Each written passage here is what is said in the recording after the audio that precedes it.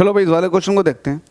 Question number 37 आपसे कह रहा है कि आपके पास 200 लोग हैं और वो एक ढेर की फॉर्म में रखे हुए। लोग बोलते हैं गोले को, जो घरों के अंदर, पुराने घरों के अंदर कच्ची की छतें होती थी ना, तो कच्ची छतों में आपने देखोगे गोले पड़े हुए होते थे लकड़ी के, तो वही है। आपसे कह रहा है 200 गोले हैं आपके पास, उनका आपने एक स्टैक बनाया हुआ ढेर, और आपने इस तरह से बनाया ढेर कि सबसे नीचे आपने रखें 20 रखें, और उसके ऊपर आपने रखे 19 गोले, फिर उसके ऊपर आपने रखे 18 गोले।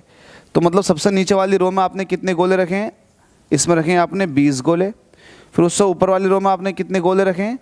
उसमें रखे हैं आपने 19 गोले। इसी तरीके से आप 19 के बाद 18, 17 इसी तरह से रखते हुए आ रहे हो। आपसे कह रखा है कि जो टोटल गोले हैं आपके पास, ये टोटल जो स्टैक है ये 200 का, 200 गोले रखने।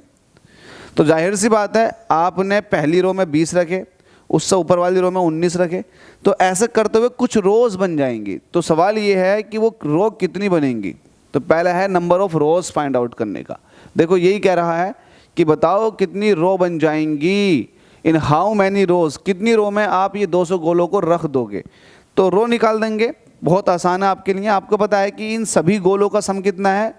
200। तो आप सम वाला फॉर्मूला लगाएंगे, S = होता है n/2, ये हो जाएगा 2a plus n-1 into D. ठीक है, सम कितना? टोटल गोलों का 200, तो ये 200 हो गया। n/2, n कितना आपके पास? n, ये तो निकालना है मुझे, तो n/2 ये ऐसे रहेगा 2a। पहली टर्म में कितनी है? पहली वाली लाइन में कितने गोले आ रहे हैं? 20 प्लस n-1।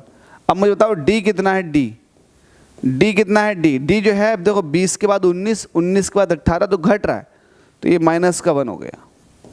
ठीक है, फ़ोन किसका आ रहा है भाई? अरे बिजी हूँ मेरे भाई, बिजी हूँ। 2 मल्टीप्लाई में आ जाएगा, हो जाएंगे 400, ये हो जाएगा n।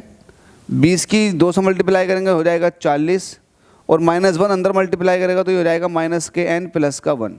ठीक है, इसको सॉल्व कर लेते हैं। 400 ये ऐसे रहेगा, ये हो जाएगा n, ये हो जाएगा 41 - n।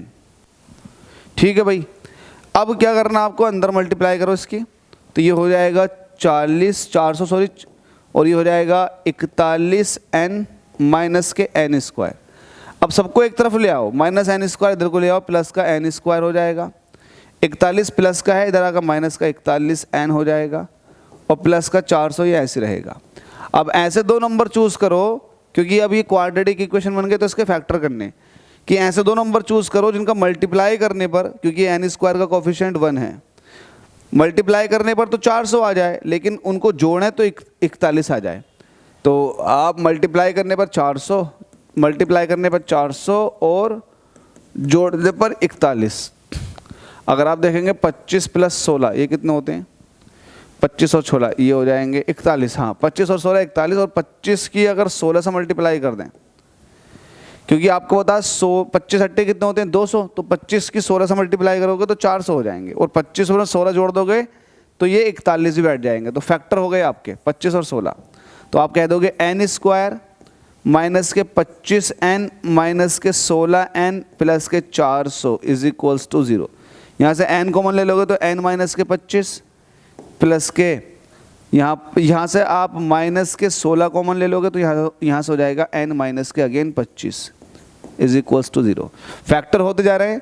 आप यहाँ से क्या करोगे? n माइनस के 25 कॉमन ले लो, तो आपके पास बचेगा क्या? n माइनस के 16 = 0। अब आप कह रहे हो कि अगर n माइनस के 25 ये 0 के बराबर है तो n कितने के बराबर हो जाएगा? 25 के बराबर। ठीक है, देखो, और यहाँ से n माइनस 16 को अगर आपने 0 के बराबर रखा तो n = 16। देखो ध्यान दो, n 25 के बराबर भी है और n 16 के बराबर भी है। तो नंबर ऑफ टर्म जो हो सकती है 25 भी हो सकती हैं, 16 भी हो सकती हैं। लेकिन अब यहाँ पर देखें, क्या 25 वाला कोई ऑप्शन है? नहीं है। तो 25 वाला तो आप ऑप्शन काट दोगे, है ही नहीं पहली बात तो। 13 वाला ऑप्शन है, फिर 16 वाला ऑप्शन है। तो हमारे पास या तो 25 होनी चाहिए या 16 होनी चाहिए। तो 16 वाला 2 ऑप्शन में दिखाई देगा, तो इसका मतलब या तो ये ठीक हो सकता है या ये ठीक हो सकता। तो रोज़ तो आपके पास 16 आ गई, ये तो कॉमन सेंस से आप पता लगा लोगे और फिक्स हो गया। लेकिन अब सवाल ये है कि सबसे ऊपर वाली रो में कितने लोग आएंगे? सबसे ऊपर वाली में, तो सबसे ऊपर वाली में कैसे चेक करेंगे? बस वो थोड़ा सा आपके लिए चैलेंजिंग हो सकता है। सबसे ऊपर वाली का मतलब ये है कि आपके पास जब 16 रो हैं तो ऐसी ऐसी 16 रो हो जाएंगे, तो यहाँ पर जो ऊपर वाली रो होगी वो 16वीं रो होगी। ठीक है, तो आप ये भी कह सकते हैं 16वीं टर्म होगी। तो 16वीं टर्म में 16वीं टर्म होगी, उस 16वीं टर्म की क्या वैल्यू होगी ये सॉल्व करके पता लगाएंगे। तो आप T16 की बात करो तो ये हो जाएगा a प्लस 15d। a कितना है भाई, पहली वाली टर्म में कितनी है, पहली वाली में थे 20 प्लस 15, और d की वैल्यू कितनी है -1, तो ये हो जाएगा 20 - 15, मतलब वैल्यू आ जाएगी यहाँ से 5। तो T16 आपके पास कितना आ गया, 5। तो 5 किस में दे रखा, ऑप्शन नंबर ए इसके अंदर दे रखा। तो रोज़ आ गए 16 और टॉप रो के अंदर जो लॉग्स आए हैं वो हैं 5। उम्मीद करता हूँ समझ में आ गया होगा। इंटरेस्टिंग क्वेश्चन है, मज़ेदार है। आपके ये 10+2 के लिए इंपॉर्टेंट तो है ही है, लेकिन एकेडमिक सेशन के लिए भी इंपॉर्टेंट क्वेश्चन है।